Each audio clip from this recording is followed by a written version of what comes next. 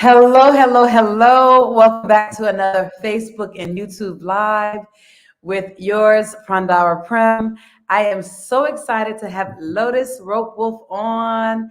Lotus is a native of Dominica, Dominica. someplace I've always wanted to go, haven't been, but Lotus Ropewolf is an avant-garde rope artist and professional dom. His philosophy around kink is heavily influenced by Audre Lorde's essay, Uses of the Erotic. He believes in creating moments of intimacy that are positive and life-changing. This philosophy guides him as he navigates his own freedom, living as a queer Black male in the BDSM lifestyle. So welcome, Lotus, welcome. And thank you so much So glad for to have you here. yeah, thank you for having me. Can you hear me? Yes, yes. Okay. It's really good to be here to talk to you and your followers about kink, about BDSM, about intimacy, and about rope. I'm going to tell you a little bit about myself, a little bit deeper. Tell you a Okay. little bit more about where I'm from, how I got started in rope and kinky things. Um, as we said, I was born in Dominica, which is a small island in the Caribbean that's mostly rainforest. And I grew up subsistence farming, which was farming and growing most of our own food. And so on the farm that I lived, I grew up holding rope and using rope to uh, tie trees together to make sure that they were growing strong, to keep the animals together. Rope is something that Wow. was used by the indigenous, the Kalinago, um, to to create their structures for living, to create bridges and other infrastructure. And they also do a lot of weaving of grass fabrics, of natural fibers. And Hmm. a lot of the rope that I tend to use is natural fiber. Uh, but that really helped me get an understanding of rope. Like I never looked at it as something that was just what we kind of as Black people are afraid of. We know what rope was used to do to Black people throughout the world, with lynching, especially in America. And what I try to let people know that rope is a tool that it can be used for different things. And if you find the Yeah. right use that you like, you can use this in intimacy. And as I grew and I started looking and searching into BDSM, which stands for bondage, discipline, dominance, submission, sadism, and masochism, I started to really be drawn to the B aspect of it, which was bondage. And I loved watching very cool rope designs on the different erotica that I would watch, and Mhm. porn I would see, like people tied up and being pleased. And it always brought me a sense of satisfaction to see someone restrained, but being pleased and trusting someone to be that person to care for them while they're in that state. And so that was something that really stood out to me and that got me really intrigued. And as we said in my bio, that my philosophy around kink comes from Audre Lorde's essay, Uses of the Erotic as Power. And So I have a question, real quick, just based on what you were saying, right? When you talked about how, just kind of some of the history of ropes, and there's many different uses of ropes, but when you talk about, for Black people in specific, when we came from slavery, so there was a lot of the rope tying, the beating, and the different things like that. So, how is it, how do you feel like with that? Because it's interesting. This is some of the things that I've had in my mind. Like I took the BDSM test about a year ago, and I scored maybe 1% rope bunny, right? Because that last year I was completely in a different place than I am now. And last year it was like, how can I be tied down? I'm not going to trust the person. They could do whatever with me, you know. so many different things. And then the whole aspect of this trauma that's in our bodies from slavery. But now, today, a year later, I'm in a different place. And like looking at your mannequin with the rope, I'm like, that's so beautiful. It's so sexy. So how do people of color anyway Mhm. that have this history, how does that work? How do you see that that causes issues, or do you see that it's actually a therapeutic or healing tool from those past traumas? And real quick before you answer, let me just say, those of you who are coming on, say hello, let us know you're here. Those of you who are on Facebook or YouTube, just say hi. All right, so yes. Yeah. So for me, I really spent a lot of time looking into the history of this thing and realized that also a lot of this rope bondage that you see, which has been a lot of it you see is very white. It Hmm. comes from a Japanese art. And Yeah. Japan, like Dominica, where I'm from, is an island. And rope becomes something that you use on an island because you can get grass that you can weave into Mhm. material. So when you think about it being a material used for survival, you can first then detach like yourself from that. Mhm. Like it can be used for what you want it to be used. And then when you look at the Japanese erotic art of shibari, which means to tie, you see that it's inherently erotic, even in this dark, twist and sometimes can be twisted way. Um, Mhm. for Black people, what I feel like can do is like one, take a step back and look at some of our lineages and cultures that use rope. Um, there are Kenyan cultures that use rope to create dresses and bras and different harnesses. And what I've been doing in my art is actually incorporating more tribal aesthetic and weaving into the creation of these harnesses so that Mhm. we're creating this beautiful fashion, but also um, we can do things that restrict. For me, rope is something that I use to deal with my anxiety, right? Interesting. Sometimes when I'm at my most calm is when I'm using rope. I'm holding it in my hand, right? I'm unfurling it. I'm messing with it. I'm feeling the texture, and there's a sort of calm that it gives me. Hmm. I'm thinking about what I'm doing. I'm really just in my body and in the zone. And I feel So you're like, in a meditation. You're doing a meditation. It's like you're going into a meditative state. And I yes, like that you said that because, I work with so many people that have anxiety, mhm, right? And it's like, okay, how can we release our anxiety? How can we work with that anxiety? And so there's so many different avenues to help us with that. And this is one of those. So it's like, wow, I never thought of that. yeah. And let me just say hi. Hi, Julian. Hi, Goddess. And we have a Facebook user who's on. Now, those on Facebook, unfortunately, you got to go one little step further so that we could see your name. So, because of privacy issues, Facebook, you have to actually go into StreamYard, and that's on the link, and to say it's okay to show your name. So, if you could do that, if you're fine with your name being showed, we would appreciate that, just so we can know who's watching and who's speaking with us. So, otherwise, Facebook user, it just says Facebook user. We don't know who you are. So, if you're fine with that, please do that so we can know who you are.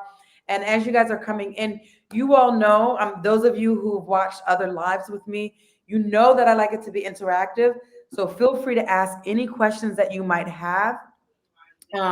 Anything, any questions, any comments about rope tying, we would love to be able to answer those questions as well.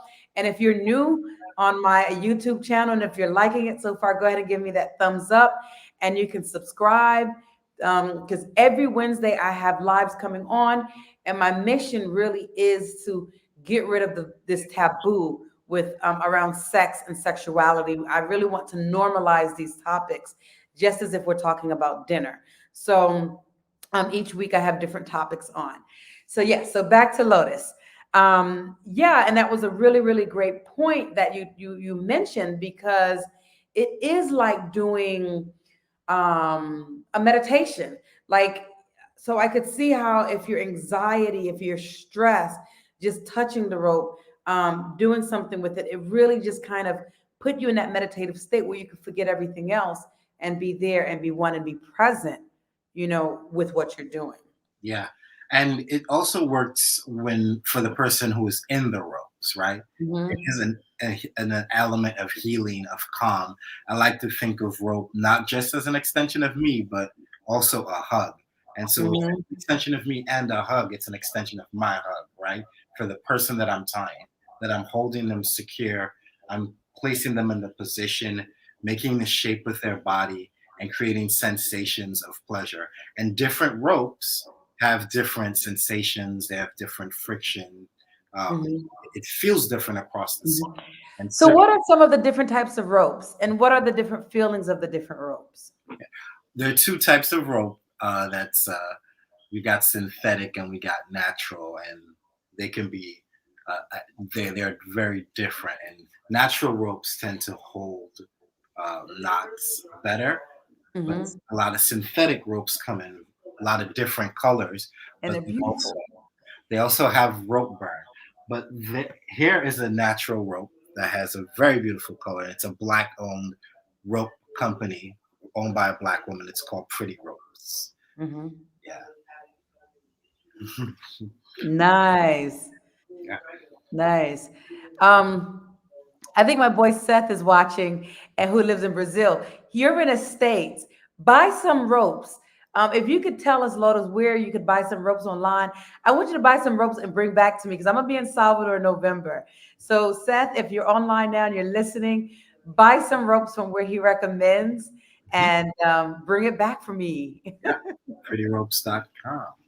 PrettyRopes.com. Yes. I'm gonna just type that in here. PrettyRopes.com. All right, so that's a place to go to buy ropes. Goddess says that's a very nice design. Thank you. Thank you. I used the base design that I saw online and I started adding to it. This is called a chest harness, and you can create sensations around the breast, the chest area with this, and you can create a handle in the back that you can use to kind of hold someone Oh, yeah. that looks sexy. Okay, so Phil in Brazil says in Judaism, there is tefillin, which are leather straps we tie to our bodies for prayer. Mm, So meditation makes sense. Other religions also use tying in their ceremonies. mm, Oh, that's interesting. very interesting. So yeah, so in Judaism, you use leather straps to tie your body. That sounds a little kinky now. I love it, but you know what is interesting? Because everything is connected. Everything is connected. And so, we're like this society is always trying to create this divide between sexuality and religion, or sexuality and spirituality, but Yeah. it's all connected. Yeah, so interestingly enough, the essay that I referenced, Uses of the Erotic, in that Audre Lorde says that when we feel the erotic, right, it gives us this pleasure, this knowing of self that we can't live life without experiencing anymore. So once we know that pleasure, once we know that deepness of connection, of connecting deeply with ourselves and another person, we want to make sure that we have that in our life and that we want to have Right, excellent lives that reflect that on a whole. right. And it is society that tells us that we want to take away the sexual and the spiritual and say that they're not closely related, that we cannot tap into certain um, healing energies or certain trusting energies or certain states of mind in these Hmm. erotic sensual states, and we absolutely can. And I, in my BDSM lifestyle with my partners, the goddess Blaine and Seer Sadistic, we teach about BDSM and how to introduce that into your life and into the bedroom and how to do different things. We're actually doing an event in Philadelphia on November 14th. We're going Awesome. teaching Hey, I was there. yes, how to incorporate rope and toys and how to use toys in the bedroom. And for me, using toys was something that I had to discover in my relationship with my partner. And I was encouraged to, and it opened up a whole new world for me. And then when I started incorporating rope with toys and tying it to people, that was something else. So we're going to be talking about how to introduce that into the bedroom. Beautiful, beautiful. So, type that in there in the chat, and then I'll share that so people can have that information. Type it So in the chat, 4playseries.com. yeah, so people can find that. If you're in the Philadelphia area in November or close enough, drive up to Philly. If you're in New York, you're in the DC DMV area, go. It sounds amazing. So let me put this up there. Yeah. So I'm more and more fascinated. So with this whole with the rope tying and just the history. Now, for those people who are new and just getting started, is there anything that you could recommend that, like, in terms of what they should be careful of when you're doing it? Like, um, maybe is there anything like you could share that we should? Okay, yeah. Always have safety scissors, safety cutting devices that you can get the ropes out of. You want to learn from someone who is a respected instructor. I'd like to say there are places online that you can learn from. I offer classes. I teach beginners classes with my partners, online and in person. Yeah, and if basic stuff, like you want to keep away from sensitive areas, you want to know what you're doing. So there are certain things that you need to know. You need to understand anatomy. You need to know the person that you're working with and understand if there are any traumas or any injuries when you're working with rope, because you're trying to create a scene or an experience, right? A scene is an experience using rope. So you want to know what they want out of the experience, what you want, and you want to give them exactly what they want. You want to be aware of the risks. You want to share the risks, and you want to make sure you're always operating in consent. Very important. Thank you. So this is interesting. So you're creating a scene. So when someone comes to you, so because you're a professional rope tyer and professional dom, what does professional dom mean? That means you get paid to be a dom? Yes. Okay. Just want to make sure. Okay. So I want to talk a little bit about that too, because that's interesting. I'm a dom, but I'm not a professional dom. I mean, and I'm also a switch, but I'm always in a dom role, and I'm trying to get more into the sub, just to kind of experience that a little bit too, and just kind of let go of my dominating nature that I have so much. But now I lost my train of thought. I started reading Julian's message. The point about trauma and or injury was insightful. Yes, that was. I lost what I was going, but now that Julian said that, and I'm sure it'll come back to me, the point about trauma and injury. So you looked at a couple of things, and like you said, making sure the person, creating the scene. Got it. Okay, so when you're creating the scene, you're trying to create a scene. So somebody comes to you, and they'll say to you, "What, as an example, I want." Like, what's an example of a scene that a person will come to you and say that they want, and then you create that with the ropes. What's an example? Yeah. Okay. Well, because I know many different ties, sometimes people say to me, like, you have control over me for this session time, right? And we often, before I have a scene with someone, I always go through negotiations. I want to make sure that I know exactly what they want. We talk about traumas, we talk about injuries, we get to know each other, right? Because you're trusting me. And most of my clients are Black women, and they trusted me to create this safe space. So Mhm. I'm meeting them and trying to let them know, like, this is what I do. I enjoy doing this. What type of experience do you want? And there's a variety of experiences that someone can want. They could want to be tied up, and they could want to be praised.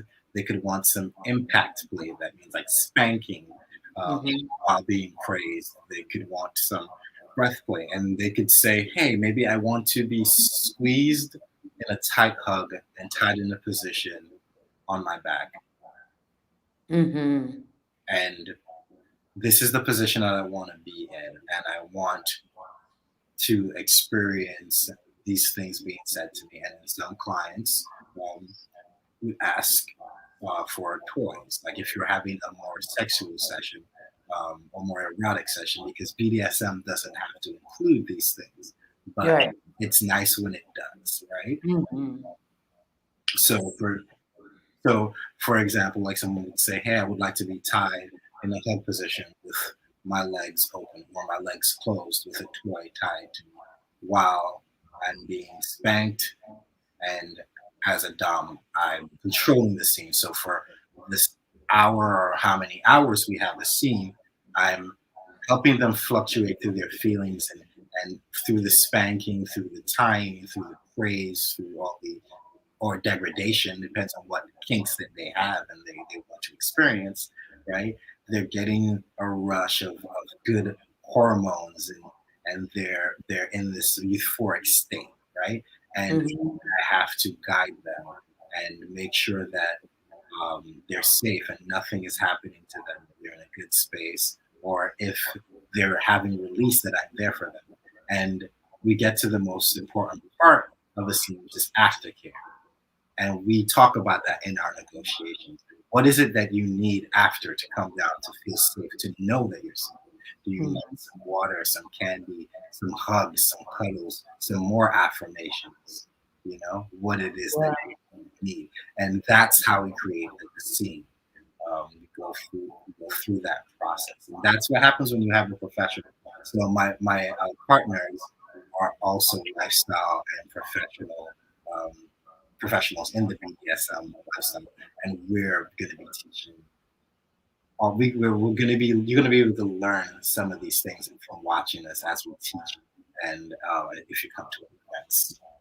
Yes, yes, yes. So let's see. Could Lotus give us his website or channel where he gives instructions, please? Mhm. Uh, Yes, Julian. I'm going to put my information in the chat for you.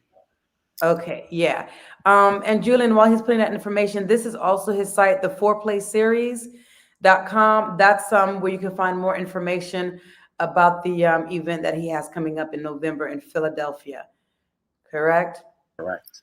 So yeah, so that information is right there. You can go to that.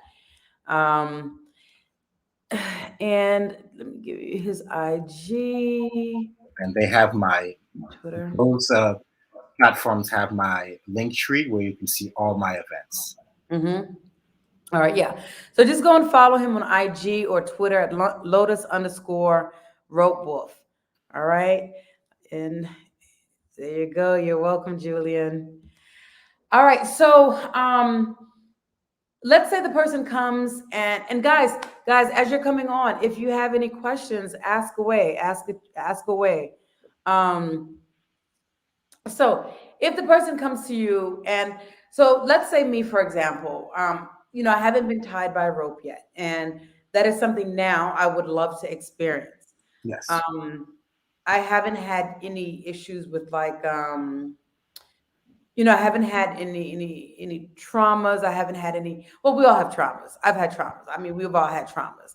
I haven't had any issues with being tied. I just never drawn to it. I never liked it. But I have had that I've had to work through, like abandonment issues, rejection issues, right? And so, like, if I'm coming to you and I say, I've had those issues.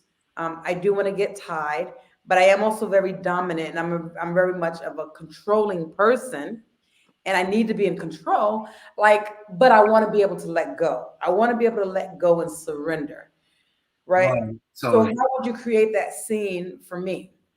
I would say like don't come unless you're ready to surrender, right? Okay, but I'm saying, okay. But okay, so if I'm coming, okay, let's just say I am saying that I'm ready to surrender, but Right. I've had difficulty surrendering, but I'm ready, Yeah. right? And I've followed you on IG, and I feel like, okay, this is the person I feel safe with going to.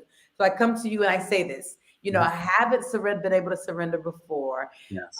and I have all of this other stuff. So then, how would you create that scene? And that is a good point. You have to be ready to surrender. Yeah, if you're gonna step into a scene, I mean, and if you're unsure, I'd ask you to ask around, ask about me, ask my partners, ask anyone I've tied before, ask people, just ask around, ask anybody that you think may be into the scene. Like you want to vet, you want to find out who it is you're working with, me included. You want to know who they are, like Right. like who are they attached to, what are they doing? So I would say like ask around. If you're feeling comfortable, when we start getting into the scene, I would make sure that I create a playlist. I create playlists specifically for my scenes to create that vibe. Make sure that we are communicating every step of the way. So that's something that's very important that people don't understand. That kink is really about communication because you can't have trust without communication. True. Building consent and operating in consent requires constant communication, constant checking in, asking permission before touching, and also explaining while you're doing something, saying, hey, I'm going to do this, or saying, would you like if I did this? This is what I'm going to do. Like, so before even the scene actually happens, we would talk about what type of scene we want to curate. So by the time you're in the room, you should already feel comfortable. You know exactly what's going to happen. True. And if you want me to improvise, you still have an idea of what's going to happen. You know exactly how long we're going to be there, what things we're going to do. We know you know how to stop. We have if your hands are going to be tied, we're going to talk about non-verbal communication. All these things. Right. And so the tie that you have, right? You were saying that you showed right there in the mannequin. Yeah. This were you saying like you can feel pleasure around the breast area with that specific tie? Yeah, there'll be pressure, and so there will be the feeling of compression around those areas. And if you like that, it's great. And the act of tying itself, like moving the rope across the skin, feels good. Often, like times, you can take the rope and focus on different parts of the body, and it feels good. Ooh, I'm like, ooh, shivering just looking at that. And so, as you say that, how would somebody know that they would like compression? Because you're saying that, and I'm like, how would I know? Do you like weighted blankets? Do you like to be hugged tightly? That's compression. That's good. That's So good. like That's when you think good. about it that way, it's like, oh, this is something I would want to experience. But it's also important to say that rope is one of the most intriguing arts or types of bondage or types of BDSM play. But as you get further in exploring it, it becomes very risky, especially things like suspensions and partial suspensions, which is something that I do. I learned from a qualified. Yeah, can you repeat that? You were going out. You were going out. You were going out. It was hard to understand what you're saying. Yes, I was saying that as you explore and get further in your rope journey and do things like suspensions, rope gets risky because you're tying someone and you're hoisting them into the air, and it's important to learn from an instructor who's qualified. So that's how I've been learning, and I just wanted to make sure that folks know that rope is everything that we do has risk, and nothing can really be done safely completely. But what you're doing is being risk aware. We love to say that we're practicing risk aware consensual kink. Right? That's what we're doing. RAC. Make sure everything you're doing is risk aware consensual kink. That you know what the risks are. You're communicating that. You're operating in consent, and everyone knows what's happening, right? And consent is also something that's a little bit deeper, and everyone should take time to understand the nuances of consent and understanding that it's freely given, it's reversible. That means you can take it away at any time. It should be informed, which means that you know what you're getting into, and it's enthusiastic because you're excited to participate, and it's specific. You're getting everything that you want and nothing that you don't. Right. So we got a question here. Suspensions are so beautiful. Yes. How safe is suspension for a plus size person? Like we said, suspensions on like doing these things, there you can never do it completely safely, but there are things that you do to mitigate your risk, so that you have to know what you're doing, so that you're not you won't drop anyone. You have to understand the anatomy, understand what you're tying. Um, I tie my partner, and my partner has a bigger body. It's considered plus size, and I work with Black women of all different sizes. And I can show you some suspensions that have been done completely and look beautiful. Like, you can do this. Like, you shouldn't think that you can't have this experience because of your body, but you should find someone who's qualified and who can do it. Right. Okay, good. Good. So it can be safe, it can be done. So that's good to know. And then Julian says earlier, Lotus mentioned rope burns when discussing synthetic versus natural rope. Which has less, natural or synthetic? Natural has less rope burn. Okay. Now I don't like pain. So now that we're bringing up the rope burns. I don't like pain. So the rope burns, are they like?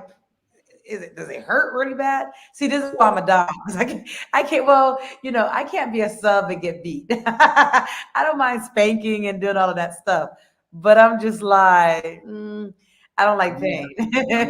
I'm a rope top avant-garde rope artist, but I also rope bottom, and I started tying on myself.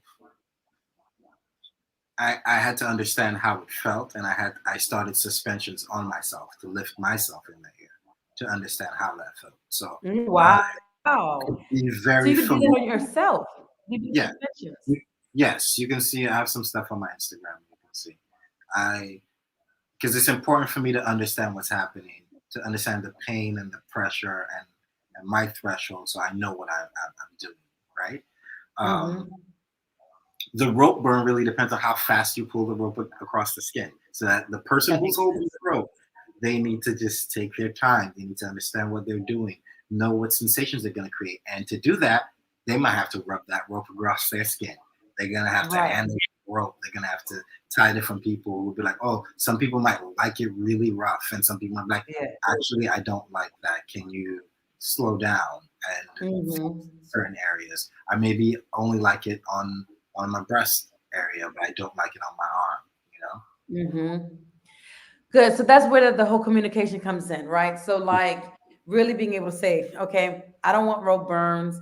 And maybe also in the beginning, could you like make the tie where it's not so tight, so Mhm. somebody can kind of get used to it? Is that a possibility as well? Absolutely. You start at whatever tightness you want. You know, it doesn't Oh, have okay. to be ridiculously tight to be good rope. It doesn't have to look crazy elaborate, right? What you want to do, like I feel like, is you want to create sensations. You want to create a safe space for yourself and your person. You want to connect, right? Right. You want to take your time and pull yourself in, or that person in, right? Like, let me just show you like how it would be. Like, take your time, fit in where you know, get Mm-hmm. close to them and hold them, create the sensations. If this had limbs, I would show you. There's so many different ways you can tie people and tie different toys to them. But You can Philadelphia. tie toys to them. Oh my God. Can you imagine like the remote control like vibrator bullet and you tie it to the clit and then you're just like the Yeah, person gets like these are some of the things that I do and stuff that happens in sessions. Like, people come with a wow. wand or a toy, and they have their ropes, and I use their own ropes to tie that there to them. Mhm. tied to the areas. Wow, that's so beautiful. So beautiful. Oh my God. I can't wait to have this experience. So, so let's see. So you're also a professional dom. And can you tell us a little bit about that? Like you talked about how you got into the rope tying, but I want to hear a little bit about the dom as well. Well, no, actually, before we move on to the, before I ask you about the dom, you've experienced both, being tied and tying, Mhm. right? Now, rope bunny is that's a term for feminine, or is it both masculine and feminine? Anyone can be a rope bunny, and Okay. they can identify as a rope bunny if they want. Um, yeah, I don't Okay. Any. identify as a rope bunny, but I do rope switch at rope bottom. Okay, so yeah, can you explain the terminology? Okay, because you got the rigger, you have rope bunny, and then you just said rope bottom, rope switch. What does all of that mean for those of our listeners who are not that familiar with all the different terminology? Yeah, so the rigger or the rope top is someone who does the tying, and the rope bottom or rope bunny does the receives the tie or is in those positions and has the actions happen to them. The switch is someone who does both, right? And I switch like my partner, the goddess Blaine. I switch for her. Like she has been my primary rope bunny, rope bottom, but has been learning rope, and so I bottom for her and for my teacher as well, who I learned from, who's another black woman who does rope, Madam Posh. My first suspension was with them. So Mhm. yeah, it's I got into rope um, and all its experiences, and I wanted to understand it all, and I wanted to understand what I was doing to people because I knew I wanted rope to be my discipline and kink. Mhm. So that's kind of like really how my dominance and domination really started from. It was um, I was exploring kink um, and going to these things called munches, which is where you find kinky people in these vanilla settings. We go out and we eat and we talk and get to know each other. And while I was exploring, um, I was also in a relationship where I was doing bondage. I did bondage with like scarves, and I really Mhm. liked that. And then as I started digging more into rope, I started remembering stuff that I saw when I was younger on different porn with women being tied up and having toys used on them. And a lot of it was animated and some of it wasn't. And I always admired the people who had the ropes and the toys, right? And Mhm. guiding people through this experience and control and making sure that they were safe and giving them exactly what they needed. And as I started to explore that, I wanted to do that. And I was like, yeah, this is it. This is something that I'm very interested in. I thrive off of the Mhm. trust that I receive when someone lets me have them in my care and my ropes, this extension of my hug. And Mhm. having me to create this safe space for them gives me a lot of satisfaction. And and that's typically it. That's that thing that drives me. That's where the core of this dominance comes from nurturing and protecting and creating that safe space. Beautiful. So Phil had a question. I'm so sorry I missed it, Phil. Julian pointed it out that he had a question that he was curious about as well. So he says, "How is roping and auto asphyxiation connected? Seem dangerous. Some folks have died doing that." Hey, well, don't wrap rope around your neck. Like, that's really the thing that I was saying earlier. Like, we tend to like think of these things like kink as all like we throw all our knowledge out the window. Like, you don't like even if you do get pleasure from this autoerotic asphyxiation, if you're doing something without a partner around, right, and doing these things, like that's not being risk aware, that's not Mhm. being a risk. uh, Right. I also tell people, especially when you're tying, start tying, do not tie rope around your neck. We say that because you don't even know the first thing about how to tie a structure that's not going to collapse on itself. So you might Right. think that you are in control of like how much pressure you put on certain points, but not really, because you don't know your knots and you're tying something around your neck. So I say don't do that.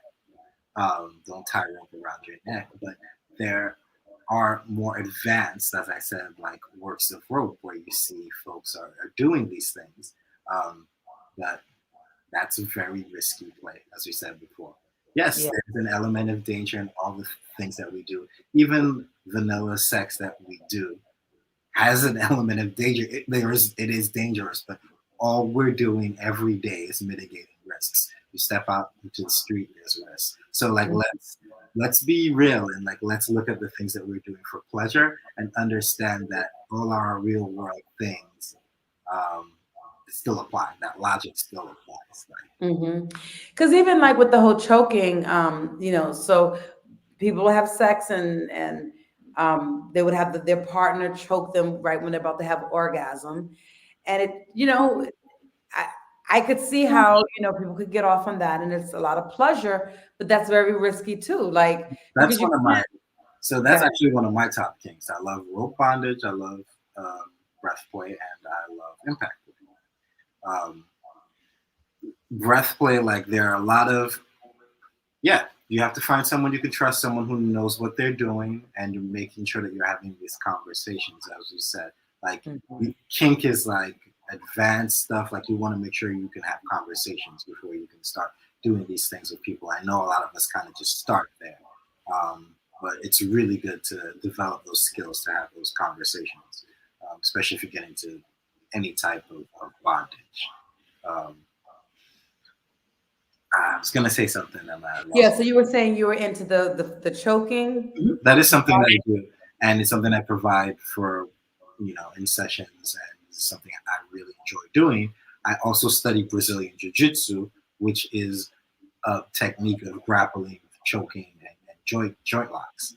And so I'm very much aware of my strength and what I'm doing on a person, and I also understand that what you're trying to do when you're causing pleasure is to create this pressure around um, different arteries and airflow, but your intention is not to completely suffocate them all the time, unless that is something, unless they will pass out. That's everything is fine with once you talk about it and you have consented to it and you know what's So happening. you have some people who want to get to the point where they pass out. Mhm. Yes, some people do, and that is their gift. Yeah. You have to know how to do these things. And so, like I was saying with Brazilian Jiu Jitsu, because of that, I actually have a very deep understanding of how much pressure you can put on areas. Hmm. Well, you need to come to Brazil then. I would love to come to Brazil and train. Yes, yes. Well, I'm here. Maybe you should come to Brazil and train, and we do a workshop together or something. That would actually be fun. And Um, so, yeah, so interesting because yeah, so there's so many things that people can enjoy, and there's a whole continuum of pleasure, pain, and all of that. And so I'm a tantric therapist, so I do tantric massage. And I remember at one point I was doing a tantric massage on a woman, a yoni massage. Mhm. And I do have my yoni massage course that just started Monday, so still got time for people to join if they're interested. But I did a yoni massage on this woman, and it was so interesting because doing the yoni massage on her, she kind of went into this like trance-like state, but it was like normal, and then she kind of passed out, Mhm. and then she came to, and she had temporary amnesia. And so this had never happened. So I researched this and found out that there is a thing called postcoital amnesia. Oh, And so it was interesting, but she loved it. And then I was like, well, damn, I want to experience that. I want to get like a tantric massage so damn good that I pass out and get yeah, temporary amnesia. you got some But good it's like, hands. huh? You have great hands. Yes. And so It's so interesting because um it's all connected, right? Like it's just I keep getting this spam on here, and that's never happened before. So I'm blocking this user. It's some webcam. I don't know how they're able to get back on because I blocked them earlier. But anyway, well, I don't know what happened now. So why is it doing that? Okay. Not letting me take that comment off.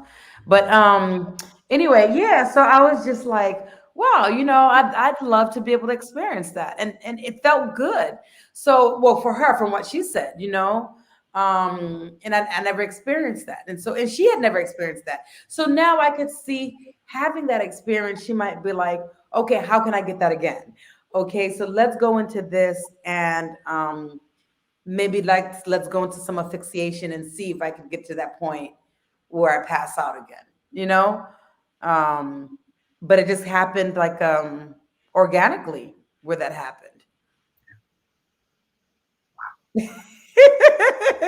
You're at a loss for words. I was too. I ain't gonna lie, I was scared because when she came to me, she's like, "Where am I? Who are you? What do you do?" I was like, "Oh shit, I'm about to get a lawsuit. This woman gonna be like, who this black woman on top of me?" She was white too. And nothing against white people. I'm just saying she was white and she's gonna be like waking up. Can you imagine it? She waking up, she's like, who this bald headed black woman on top of me and I'm naked? What the hell is going on? But you can. Right. You arrived. Right. Do And you so remember that? Do you yeah, remember and so that like feeling? I was to say that again. Do you remember that feeling that you had when you arrived? Yes. Like that's Right. good feelings, right? I'm not the enemy. Right, I'm not. So funny. So I had to like really sit and like just kind of reassure her that, where she was and what she came to do. And it was a cool experience. So I definitely was like, okay, I want somebody who has my hands to get on me. Let me experience that. Phil says Renee letting us know she's the real Mama Jama. So funny. So, does anybody else have any questions? For those, any questions or comments about rope time? Um, let's get into the Dom a little bit. We got a few more minutes. So you're a professional Dom. So, did I ask all the questions about rope tying? You talked about the difference between being tied and tying. So as a Dom, like, how did you get into that? To be like, how did you get into being a Dom? So after I was exploring the scene and playing with people, I I, I started doing a lot more rope and impact and all of these different things and having scenes with people. And I started realizing that people are looking for people to play with, right? But they need people who are responsible, who Mhm. um, who understand what they're doing and are who are doing this thing because they want to further the art, the expression, who want to like bring people into this and have a good experience. And I took that on myself, and it was something that was in me. And I was like, wow, I'm having these great experiences with people and curating these experiences. And I'm hearing all these things about people not having quality experiences in this. And I'm like, I would like to think that I'm good at this and I've had some experience and I'm growing in these things and I'm going to continue to grow in them. So Yeah. that's how I fell into it. I started to start um, throwing events and going to events with my rope and with my services and started to grow from there when I started getting clientele. Beautiful, beautiful. Um, Julian says, back to the bondage. Do the bondage techniques that you demonstrate, love that Lotus demonstrates, apply only to opposite sex coupling, or does it apply to same sex coupling as well? We tie for everybody. I show ties for everybody, all bodies. It doesn't that you're in a body, you're in something that we can wrap rope around. It doesn't your gender, expression, orientation of sexuality doesn't matter. Mm-hmm. Great. And so that the tie that you have on the mannequin is the same exact tie that can be done on a man, on a masculine body. Mhm. Okay. And there are some ties that focus on certain areas that deal with what parts you have of anatomy. So you can create like a bulge around for people who own penises. You can focus around that idea. For people who own vaginas, you can put knots near the clit, and we call that a happy knot. And you can Ooh. create sensations by putting a vibrator in the rope, and the entire rope will vibrate. Uh, Ooh. yeah, these are things. So it depends on whatever you do and how you do your ties, you can create different sensations.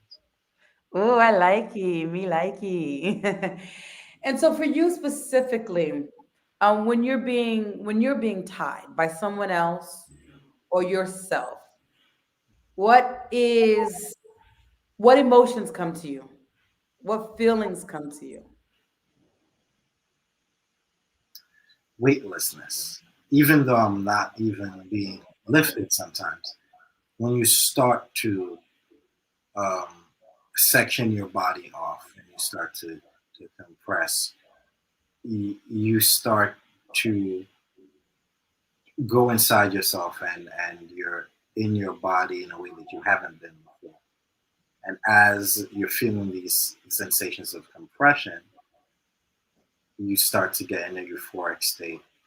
Mm, And when you release yourself from that compression, there is a catharsis. There is right. a letting go, a freedom, an emptying, Yes. release. And I can see that comes from the surrender, right? When you surrender, that freedom comes, that letting go, you know? Beautiful. Now, what emotion did you get from tying? Or Well, what feeling did you get from tying? that it typically depends on, but it's usually joy because it's like I'm in the zone. I'm creating this moment for me and this person, and the only thing on my mind is this moment. Right. Yeah, and Yeah. if Do you we feel more powerful? very in Mm-hmm. all my scenes because they've given me the authority to do that, Mm-hmm. trusted me to have created this space for that. Mm-hmm. That I operate with a lot of care. Yeah. Do you ever see, can you potentially see with people, because yes, it does give you a sense of power, right?